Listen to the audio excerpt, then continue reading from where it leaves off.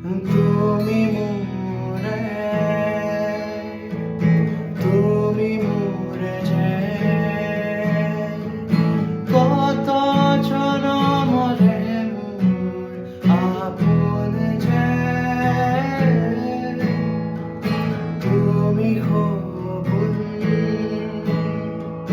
তুমি হুবা মোৰ আকাশৰে তুমি পোহৰ যে মনে আজি পাখি মেলে খসুয়া কিন্তু মৰে ইয়া